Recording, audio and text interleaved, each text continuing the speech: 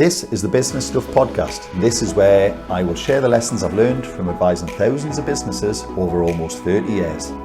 Each episode will give you practical insight to allow you to learn from other people's mistakes. I'll be pulling in experts from our team and the world of business, and together we'll make sure your business is giving you what you want. My name is Martin, and this is the Business Stuff Podcast. Hi, it's Martin from the Accelerator team, and I'm here with Jack again. Hi Jack, how you doing? That's good, nice to be back. It's nice to have you back. And this is the Saboteurs Part 2. Yes, after popular demand. I believe it was in your top 3 moments, wasn't it, in 2022? It was certainly, it got a notable mention as a minimum. A notable mention. I think it was 51st in my top 52 weekly podcasts. Oh, that's all I can hope for, to be honest. No, but the saboteurs are, it's quite an interesting concept because a lot of people don't realise how much they are basically hurting themselves.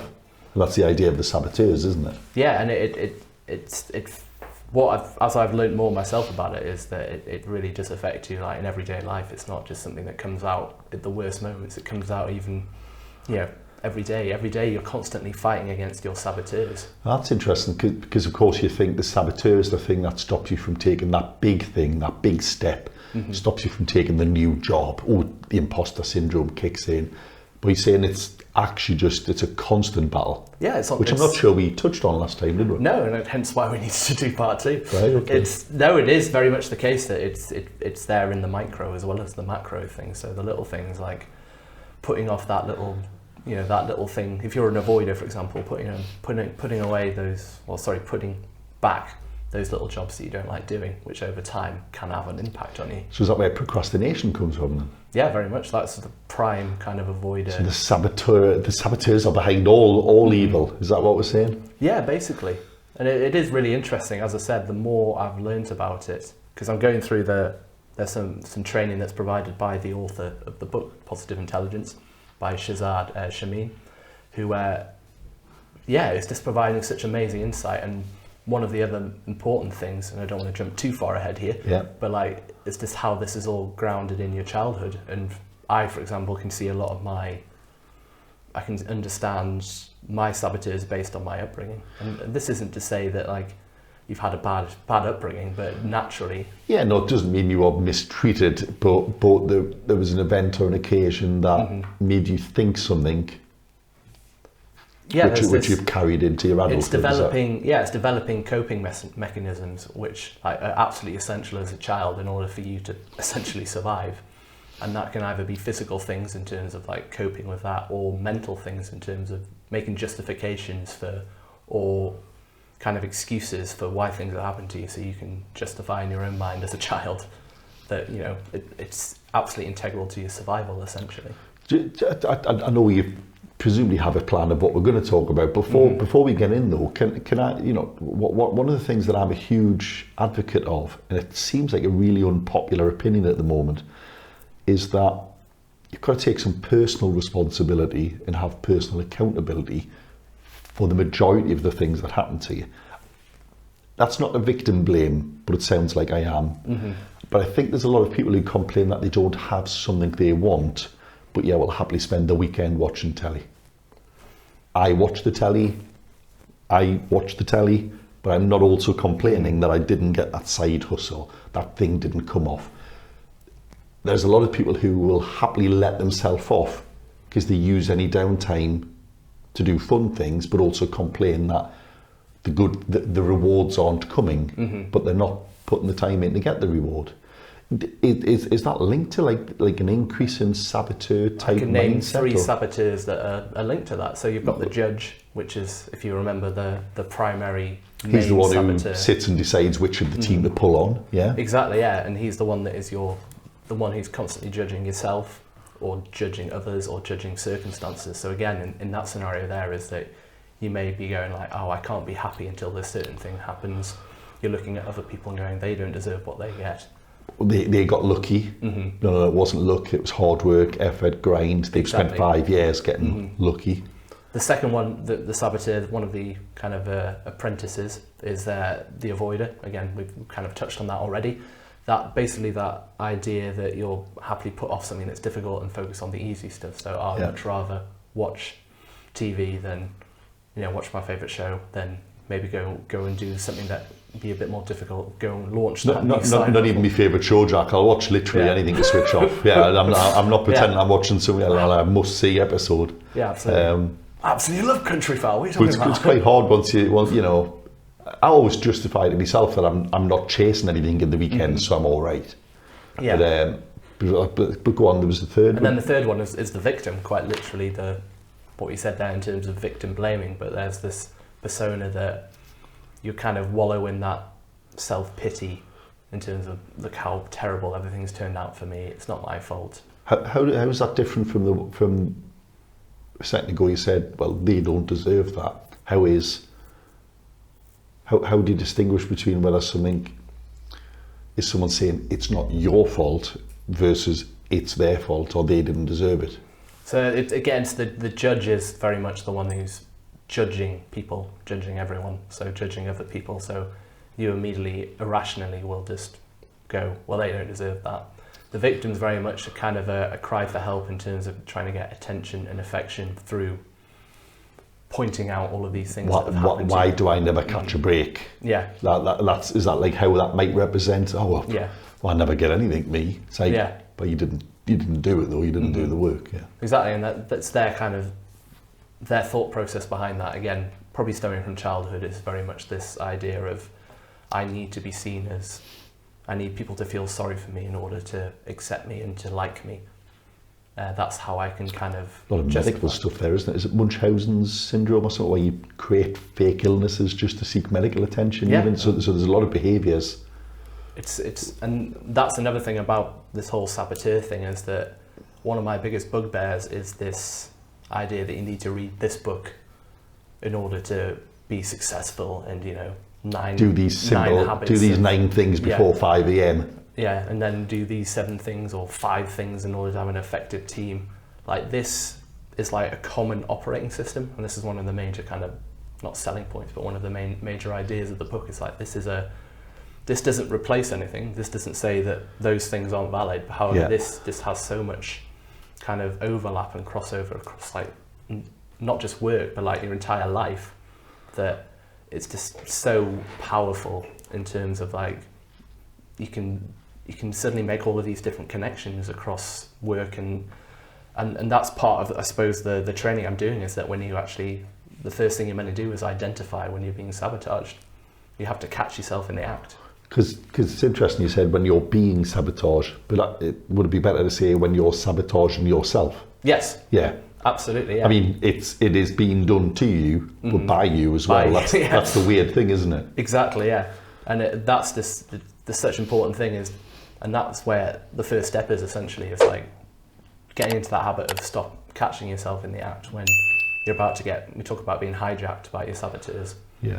Is it worth it, Jack? Because I've kind of hijacked the plan there. It's quite all right. Did you want to go through the saboteurs really quickly, or do you think we can just say to people, watch that one first? We'll blast through them very quickly. Right, but they should still also watch. Absolutely. For a proper description of the saboteurs. Watch episode 1 or part 1 of this. Go on, then give us the saboteurs. So as I said, you mentioned the judge already. He's the main player. The judge. So we've already touched on the avoider, which is the one that focuses on the good stuff rather than doing the difficult stuff. The controller is this need to be, well, as it suggests, to be in control. And when you can't get control of a situation, that's when you start to, like, lash out. Sabotage yourself. We've got the high achiever. So is the controller then? Could that be the thing that makes a kid misbehave in school if they can't read or can't do the work? They think, well, I'll just arse about then. Yeah. So I'm not in control of. I'm not in control of the situation. I'm not in control of. I don't understand what we're trying to do. Therefore, I can't control it. Therefore, I'm gonna rebel or Yeah, exactly.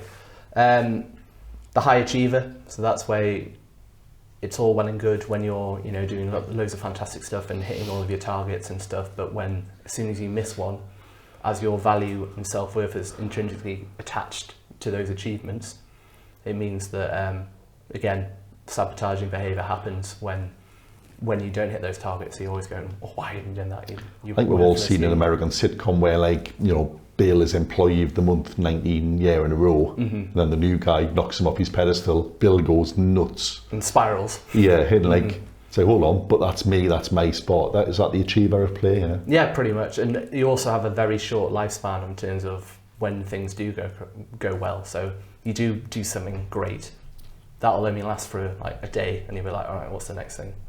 Right. Whilst somebody else who wasn't as, you know, as intrinsically attached to that as a saboteur, they were happy doing a canny job. And they'll celebrate that win for a lot longer as well. Yeah, they'll be like, brilliant, that was great. Okay. The next one's the hyper-rational. So it's like this intense and exclusive focus on the rational processing of everything. So you try and break things down into like rational, logical things. Reading like into the far end of everything? That kind of crosses into another one of the saboteurs.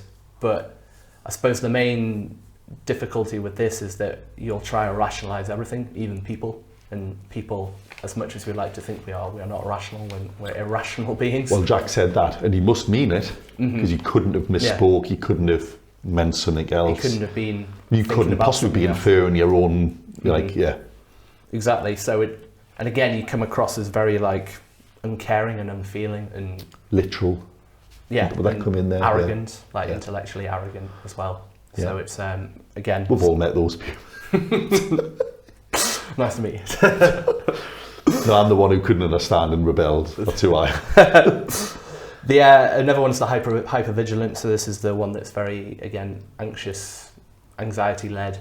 So you're always looking for something that's going to go wrong in the future. So it's more than just troubleshooting. It's like coming up with stuff. Waiting for it all to fall down. Yeah. Thinking of every possible wasting time worrying about how it's all going to fall down when it probably isn't. Exactly. That sounds like one of the ones that keeps you up at night. Yeah, very much and tied to the judge. Yeah. The judge is lying there going, what can we throw in next?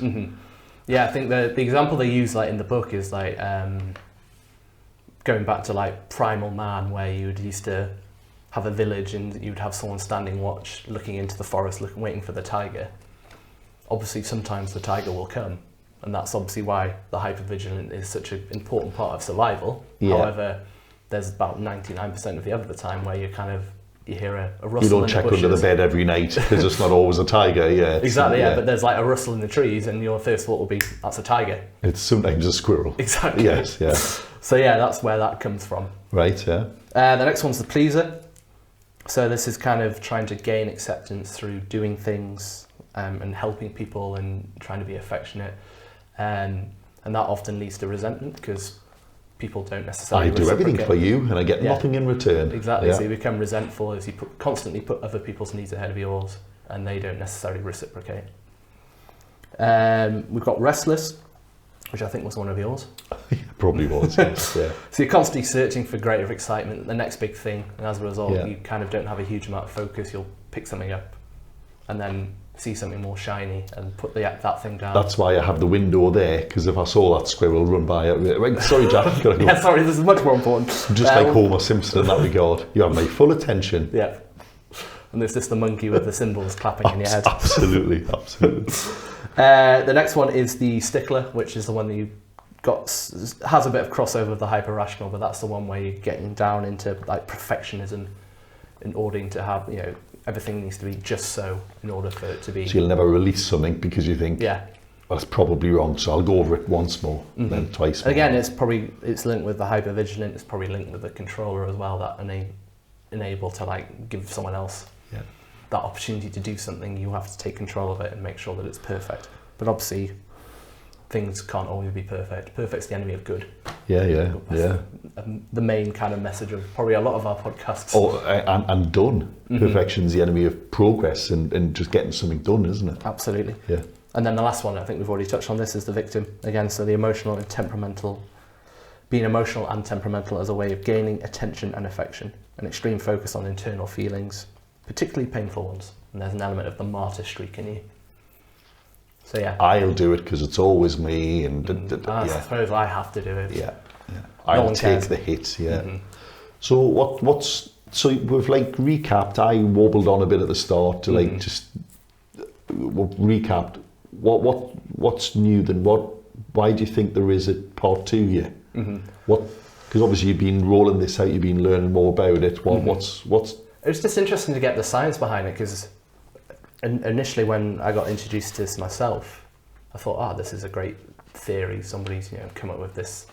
So you thought it was just a clever way of describing things rather than it was demonstrated through. Yeah, it's not. It was more of just an anecdotal thing, but actually, there's the science behind it is really very interesting. All right, okay. So just to kind of make another step back, we've covered the saboteurs, and that's obviously the negative side of things. What the aim of the book is, and kind of the whole idea here, is moving away from these saboteurs onto saboteur behaviours onto what we call our sage behaviours. Right, okay. So sage is basically the exact opposite. It's when you're thinking positively, empowering yourself, not judging yourself, and basically using all of these positive emotions. Is the sage in neutral position within this spectrum, or is it? That's the exact opposite. Or is this what makes someone gung ho, foolhardy, jump in both feet, or is it just about having a balance? Yes. Well, I'd say it's. Well, if I take you through so we've got the 9 saboteurs plus the judge, so that's 10. There are 5 sage powers that we talk about. So we've got empathize, we've got explore, we've got innovate, we've got navigate, and we've got activate. Right. Okay. Then.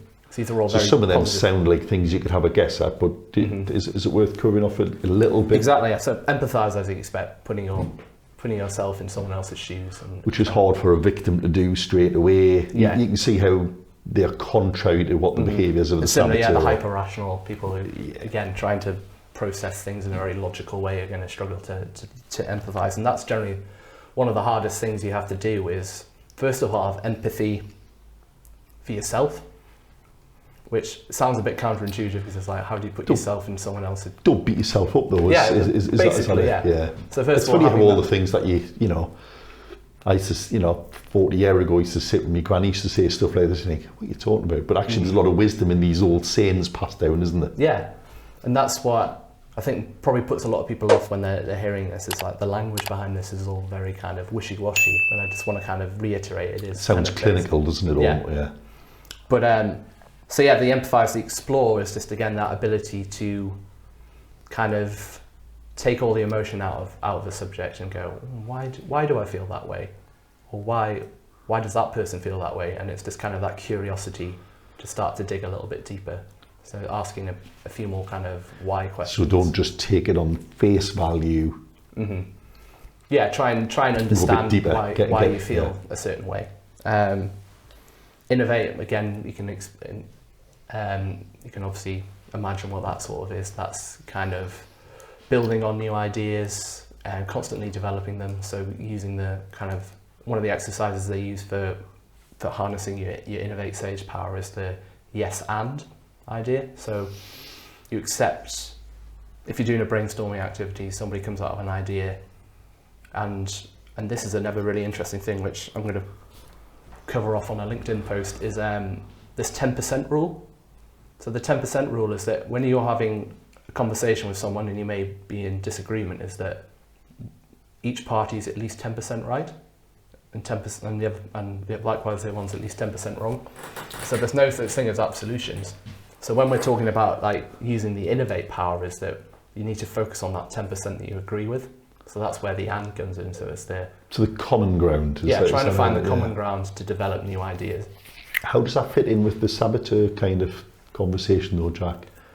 I suppose that's the judge. That's primary kind of judge idea of if we were sat in a brainstorming session, you came up with an idea.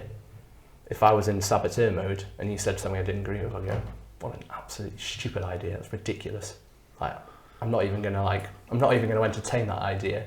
Yeah. Whilst if you're using the sage, the mindset there, the innovate sage power is okay, I don't totally understand that, but I'm going to focus on the common ground, the 10% that I agree with, because there always is something, even if it's tangential to the main point. It may be exploring a wider theme, that you want to... Because that sounds like just good common sense if you're trying to like broker an agreement between two parties who are miles away. Can we at least put the common ground on the table? Exactly, yeah. Do we at least all agree A equals 1? And then we can worry about what B is, but let's all agree. Yeah. Okay. Yeah. But this 10% rule, again, it really helps in like conflict management, because in the vast majority of cases, both sides has got a point. But well, again, it takes two to dance, is the old saying, isn't it? It's like, well, you can't fall out with someone who's completely amiable and completely, like, there has to be a reason why you fell out, but there's probably also two sides. Yes, but everyone assumes that, right, I've got to play hardball, I've just got to dominate the conversation. I must crush the other person's, So then the defence is even though in reality most people's lives don't depend on the answer to this. Yeah. But you act as if it does, is that? Totally, yeah. And the defences immediately go up, and then you can never broker anything meaningful off the back of that negotiation. Especially once the judge gets involved and throws that lot involved. Yeah, exactly. It's like, throws the victim in there and everyone else, Totally, yeah. The fourth one is navigate. And that's all about kind of coming back to your inner compass. And it's very much the ability to take a step back and go, right, well, how does this fit within like my internal values right now? How do we broker this? How do we go forward that I feel like this is authentic to me? How's that different from the explore? Because I suppose the explore side of things is very much the case of coming from a place of curiosity. I think that kind of, as I thought it through, because the explore was about going beyond first impression. Yeah. That's almost like an outside thing, isn't it? Yeah, I suppose there's the more information together from out there. They're almost going in opposite directions. Yes. The explorer is very much going, I don't know the answer, we're going to find out. Whereas the navigator is letting it sit within... Yeah, how do I bring this back in towards me and be authentic? Yeah, that makes sense, yeah. And then the last one is activate. So this is how you can get into a position and a mindset where you feel calm and clear-headed and have that laser focus into making some kind of action. And do these 5 stages depend on you then being consciously aware of the saboteurs, almost switching them off? Yeah, so it's a 3-step process how you do this. So first of all, it's the recognizing and the label of the saboteurs and realizing when you're getting hijacked. Realising when it happens, yeah. The second one is then boosting what we call your self-command muscles. So at that point going, right, that's a saboteur going right there. How do I then push this into sage mode? And then thirdly is then, getting into actually trying to leverage that and getting into the sage mindset rather than the saboteur. We see this quite a lot. I'm going to offer that we see this quite a lot on drunken nights out. I'd like to see where this is going. Well, yeah, no, you kick off because you think something happened. Mm-hmm. People, I don't kick off, of course. I don't really drink, but anyway, you see people who kick off, who then 10 minutes later are like best mates with the person they kicked off at and like crying about how they'll never do it again, and they realise it was all their fault. Yeah. I think the saboteur probably nudged them. What was the middle bit again? The self-command. So that's like calm down, son. Yeah. And then you go into sage mode where it's like, yeah, no, actually I realise it was all me, and sorry, and it's about that. I don't know if I'm quite right, but it feels like that's that's like an elongated version of it. You're right. Yeah. What we're trying to get to when we're talking about this is like trying to get it as close to instantaneous as possible. So you go, I was just about to get annoyed. Let's not take a breath. Yeah, we talk about like the saboteur being that survival mode instinct, and that's where it generates from. And it's a good thing. It's like a pain receptor. So similarly, having your hand on a hot stove. Yes. It's good to have that go, so you can go, oh, hang on, I need to take my hand away. However, when we get hijacked by our saboteurs, it's the equivalent of like having a hand on a hot stove and keeping it there. And once it's a charred, black, scabby bit of bone, it's a bit too late. Exactly. Yeah. So again, that's which is where so you're right in your to pull us on the comparison there. The 2 hours of running around the big market kicking off is the elongated version of that. We don't want that to ever happen. We don't want someone to nudge you in the back. We don't want you to turn around in a rage at all. You want it to be captured. Yeah. Yeah.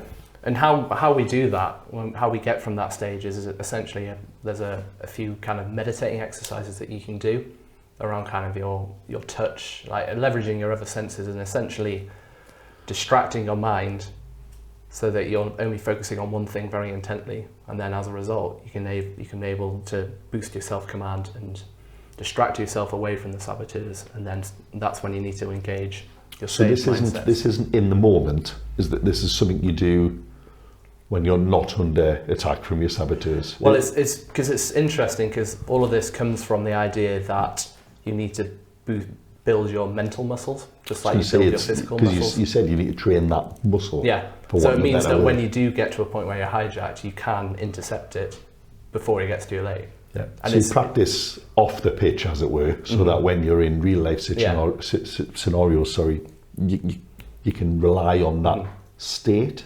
Exactly, yeah. And in terms of the science behind it, is that the saboteurs live on the left-hand side of your brain, again, focusing on the negative emotions, whilst the sage is on the right-hand side of your brain, again, positive emotions there. And what these kind of, we call them PQ reps, but these like exercises do is they develop help you redesign your neural pathways, so it gets to a point where something happens to you, the reaction is you either veer off to the left and sabotage, or you veer off to the right and engage the sage perspective. And by doing this and practicing it, you are rebuilding those neural pathways so that you're less likely to sabotage yourself, more likely to do something positive. Because again, we probably all know someone who demonstrates the sage path, because we all know someone that just don't seem to get flustered. Nothing seems to just trigger them, to use a modern term. And is that just because they're more comfortable in their self? They're not looking to blame, but they're just... Yeah. And I mean, is this all almost like a complicated orbit, like above the line versus below the line? I would say so, yeah. It's just putting a bit more meat on it, yeah. And I'm not one to dismiss it as a different thing. I know it's a different thing, but it's the psychology behind it, I suppose, and the chemistry, the neurochemistry behind it. And it's just really, really fascinating stuff. Because I definitely know people in my life who, if I said exactly the same thing to them, delivered in the same tone, message, or whatever, not thinking of individual people per se, but someone go, well, what the hell happened there then? How did that happen? Whereas someone else will go, all right, what happened there then? Yeah. They're asking the same question, but the tone is totally different, and the conversation goes in a different way. Yeah, it brings me in a really interesting point, because one of the things we probably haven't addressed is how do you silence the judge?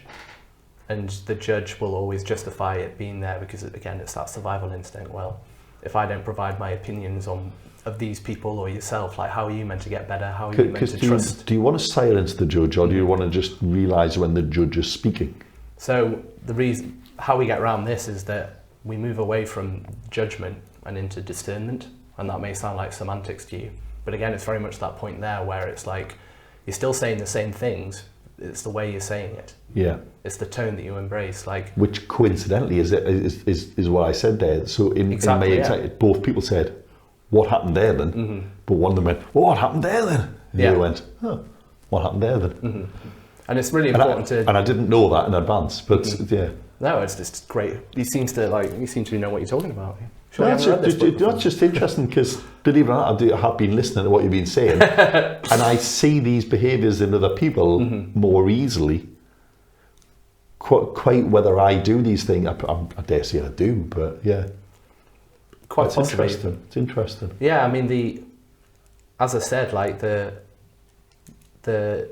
people may go like, oh, well, discernment, isn't that just letting yourself off the hook? But no, you can still hold yourself accountable and be discerning, but it's not like, if you make a mistake, it's not like beating yourself over the head about it, going like, why did you do that? You're an absolute idiot. You're a complete tosser. Why have you done that? It's more of a, okay, that wasn't great, but we know that that's not great. However, dust yourself down. Yeah. You didn't mean anything by it. Let's get back on the horse. And obviously you need to realise if you keep doing that, then something more serious is going to happen. All right, but come on. And that's more discernment as opposed to judgment. It's funny because I do think, maybe not so much now, but certainly if I look back at, let's just phrase it as management styles. In all of my years in my working life, there are definitely some people who manage via the saboteurs, I would say. Maybe I'm getting this the wrong way, but you certainly look at them and they think, oh, well, you got that wrong. Not because I didn't train you well, it's because you're stupid. Yeah. It's, you know, that we've all seen the managers who blame their team for poor instruction, poor communication, Yeah. And it doesn't matter how well you try as the team member, you're never going to get anywhere. Exactly, yeah. So we see this in management sessions when we're doing team workshops with our clients. We've probably seen it in the managers we've had, without naming names, obviously for good reasons. But come on. but also you've also had the one where you kind of go and you go, oh shit, how do I tell them I'm messed up there? And you go, no, they'll be all right. And they're the most sage ones. Yeah. They're not judging, they're discerning. So you definitely spot these people, don't you? Yeah, and it is interesting because a lot of people are kind of have that Stockholm syndrome with their saboteurs. Well, just explain what you mean by that in case I'm misinterpreting, but so basically they're falling in love with the use of the saboteurs. Because they're very useful for them. Yeah. Like they'll go, I need that hyperachiever because I need to be able to identify threats as they fall due. Because that's who I am. Yeah. It's my identity, that's who I am. Exactly. I need the judge so I can judge others, so I can, provide a proper opinion on someone. I need someone to potentially troubleshoot these people and what they could do to me. Is it fair to say that, Jack, that the saboteurs come out? I mean, going right back to what I said at the start, is it the saboteurs that cause the issues, but are they also the ones that let you off with that lack of personal accountability? I would say so, yeah. Are they the ones who are kind of going, well, yeah, you didn't do that, but it wasn't your fault, and it really was them, and that's why you've got nothing. That's why you didn't get there. That's why you. Yeah, I think the judge works on both sides in the sense of it will absolutely hammer you when you've done something wrong, but then also it will be there to persuade you that thing that you didn't achieve wasn't important anyway. And it also wasn't your fault. Yeah, exactly. It's like you're a loser, but actually it was their fault. That's why you look over and judge someone else and go, well, it's their fault. That's why. Yeah. If they hadn't done what they. But at the same time, it's telling you that you were the loser for not. Yeah, it's like it's beat you up, but said, but don't worry, I didn't just beat you up. They did. Yeah. Absolutely. Quite interesting. And I suppose the other point is that, again, going back to what I was saying there in terms of like some people embrace their saboteurs is because they see them as like the reason why they're successful, but that doesn't guarantee happiness. Whilst it's not necessarily a healthy success, is it? It's not healthy, yeah, and it doesn't guarantee happiness because you're always coming from a negative emotion. You're always there judging people, and it's exhausting. Yeah, you might be outwardly successful, but at the same time you're miserable with it. Yeah. And yeah, your mental.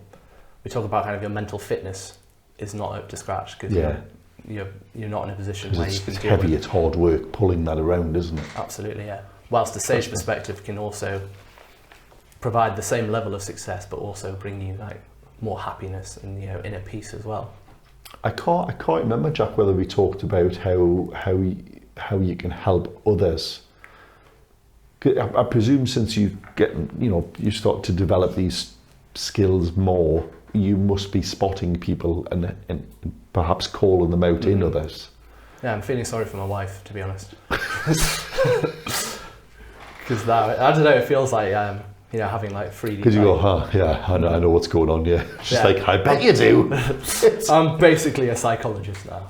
But ignoring the we'll take the marital home out. But when you're working with clients on these things and you point this out, how well do people take this? I presume the judge doesn't give up the reins easily. No, not at all. And conversely, when I've started doing this training where you need to start doing these PQ reps and you need to start being more conscious and labelling behaviour, that's when I found that my saboteurs got stronger because they almost went, hang on a second, he's trying to get rid of us. We'll double down here, yeah. Like the first maybe week, 2 weeks in, like my hyperachiever was absolutely hammering me. He was going like, oh, you're doing all of this stuff, but like... You don't need it. Yeah. Well, it was just like, well, you're doing all this stuff, and focusing on that. But meanwhile, look at your billing, look at your fees, you're not bringing any money in. You're rubbish, you're useless. And you're just like, hang on. Like, first of all, I was just like, oh my God, maybe he's right. And then you go, no, they're just trying to stop you from doing... It's the final clause, it's the... Yeah, and it doesn't go away. And it's I don't know if you've seen the film Beautiful Mind. Yes, with brilliant. John Nash. Yeah, you know, Paul Bettany is presumably one of the saboteurs. Probably not, but in the dying moments of the film, he's still got these imaginary friends there. Yeah. You know, Paul Bettany, and I think it's his niece, and it's like, oh, why don't you still like play with us? And he's found a way to cope with these behavioural things. Yeah. And like the saboteurs today probably don't present as an imaginary friend, but they will still be shouting in your ear. Oh, they'll never go away. And that's one of the interesting things, like Shazad, the author, one of the sessions that we do is that we basically, I think it's week 2 or week 3, you like basically do a visualization where you let the saboteur out. And he basically, even though he's been practicing this for 20 odd years, he's like, the judge is still there. Yeah. Like, I found a way of controlling As soon as you lift the lid, yeah, he's just there, full of energy, exactly the same. And when you let him out, he's just like, there was a lot of like trigger warnings attached to the session. He's just like, you might not like, this may trigger some bad memories for you, but this is me, like, this is what the judge feels like for me. And he's like shouting and screaming and furious and like full of rage. And he's basically saying like, I have that in my head constantly. I found ways of suppressing it. I found ways of, you know, self-commanding and moving to that sage perspective, but like it never goes away. They're always going to be there. It's interesting, isn't it? Makes me think more about some of the older people in my life, because so my granddad on my dad's side never seemed to get particularly wound up or agitated. And I don't know if that was just, obviously I didn't know him when he was young, but I can't imagine he was always that person. No. Certainly not from listening to the stories from my dad, and you know, like you hear that passed down stories of, you know, he's all right, he's a great granddad, but he wasn't like this 40 years ago when he was raising me, kind of thing. And I wonder if that's just, do you think just as you age, you're more likely to become sage than let your saboteurs run wild? Is there like a calming with age that comes? I think there could be an element of that. What's really interesting is that basically how another way of engaging your sage perspective is kind of looking back at your childhood and trying to, I think it's coming back with that judgment side in terms of that unconditional self-love for you as a child. But that is basically your quintessential like persona. That is you. That was you as a child before these saboteurs started to like take root and start to change you as a person. But then also, so as you do develop, you'll realise the times when the saboteurs have kicked in and the result didn't work. It was futile. You wasted a lot of energy by letting these guys run around, haven't you? Yeah.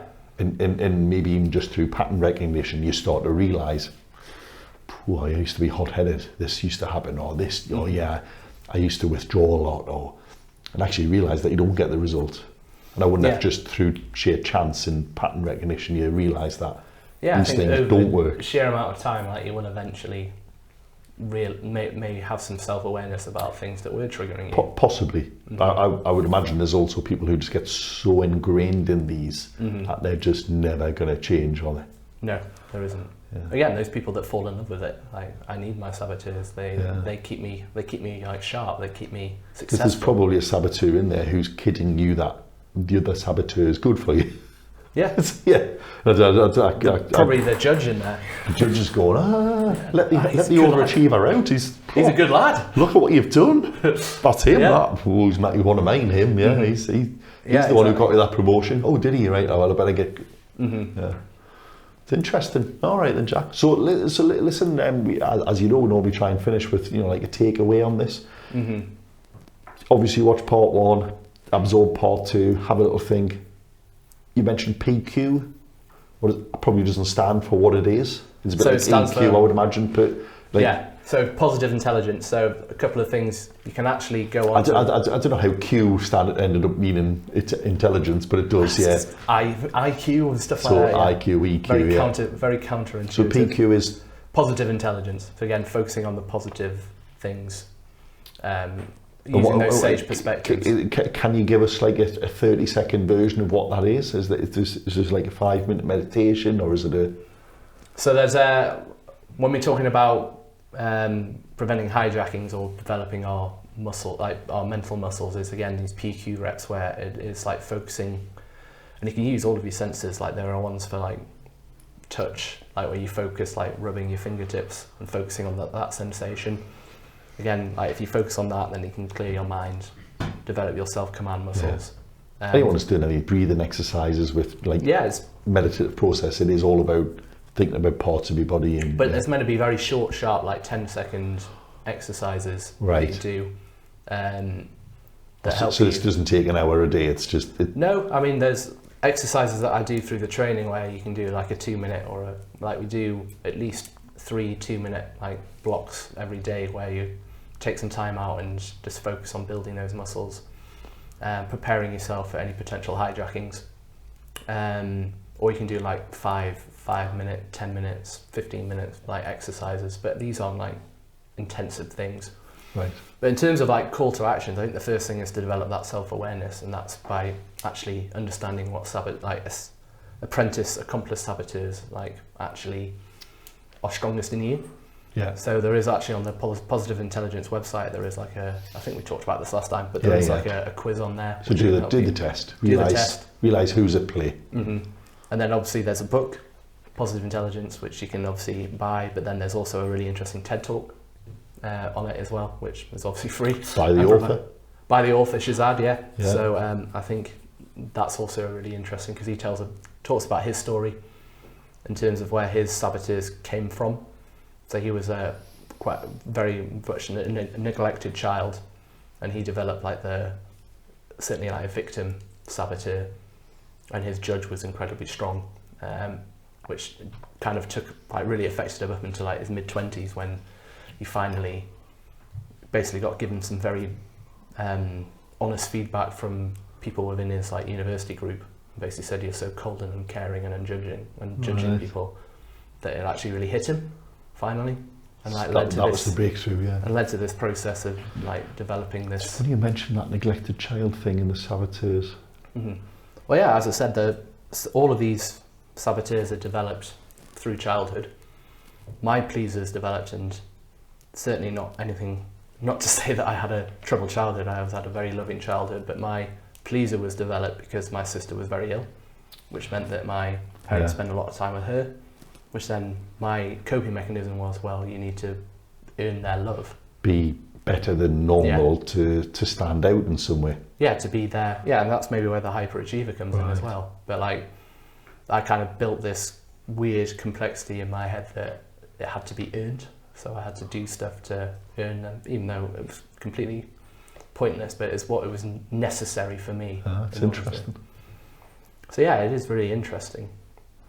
And once you kind of understand that, that's how the kind of a litmus test I would say is that you look at what your top saboteurs are, and then providing it's not too traumatic, I'm not asking people to scale traumatic memories, but you can probably cycle it back to a particular moment or particular feeling that you've had as a child.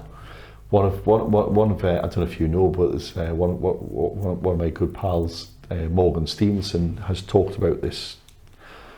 He's done this in public forums, so I don't think I'm giving anything away, but he talks about how he realised there's a distinct point. I'll not tell too much of the tale, but he talks about how when he was a kid, I think the story was that he was sitting on the staircase with his brother, and he realised at that moment that that was like a part of what made him be the kind of person he is. Mm-hmm. Like his why almost, but like came from this moment where he had this realisation, and he found that by looking back, and it changed the kind of person he was quite fundamentally, you know. Yeah.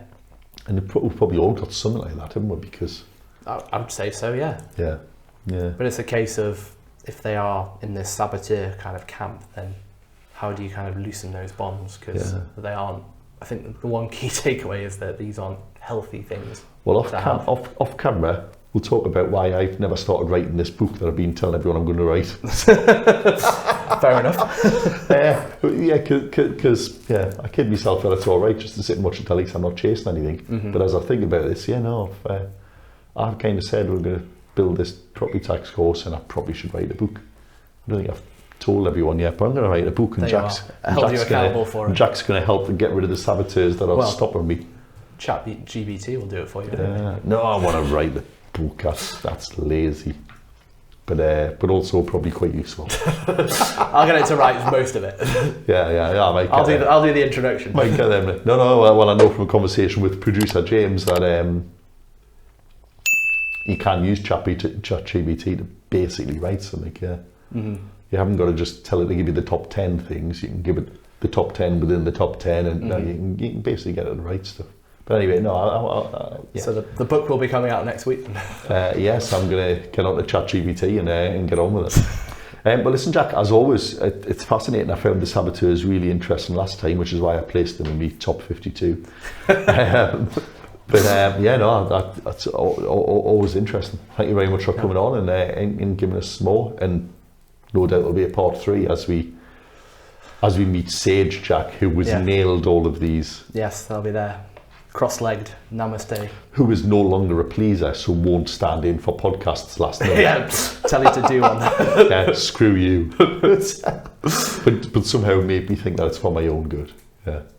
Thank you very much, Jack. Pleasure, as always, appreciate it. I hope you found part 2 of Saboteurs of interest. We'll link to the TED Talk in the comments. And the positive intelligence quiz. And the quiz, so yeah. And of course part 1, we'll link to that as well. Thank you very much. Hope you enjoyed that.